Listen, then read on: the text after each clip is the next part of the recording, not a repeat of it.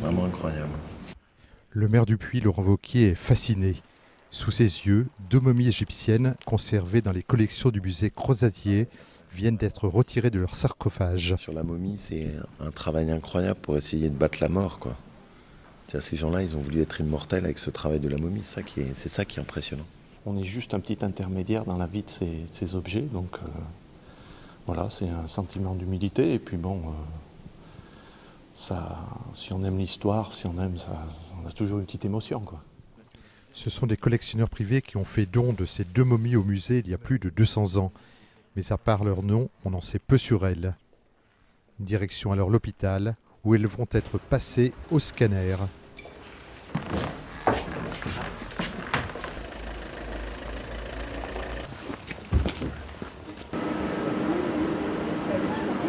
On a évidemment travaillé avec l'hôpital, le centre hospitalier Millerou en amont, de façon à déterminer un protocole. Donc pour éviter toute contamination possible non attestée à ce jour, avec évidemment d'autres patients, puisque c'est le même matériel qui sert, les corps sont dans des housses et donc les housses n'ont pas été ouvertes dans le périmètre de l'hôpital et le transport a été assuré par les équipes du musée. Je suis ravie pour elles parce que ça leur donne à nouveau un intérêt fort, que quelque part on les regarde à nouveau en tant qu'individus et en tant que personnes qui ont des choses à nous dire, des pathologies éventuelles à révéler, une technique de momification et quelque part elles reviennent un peu à la vie.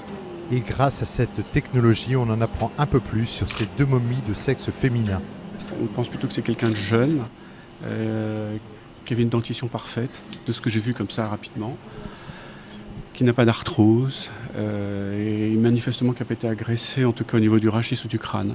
Voilà. Bon état. Au niveau des viscères, je ne peux pas encore dire grand-chose parce qu'il ne reste pas grand-chose, mais on va étudier ça. On a fait des tests là. Des momies que le public pourra découvrir en 2016 lors de la réouverture du musée après travaux.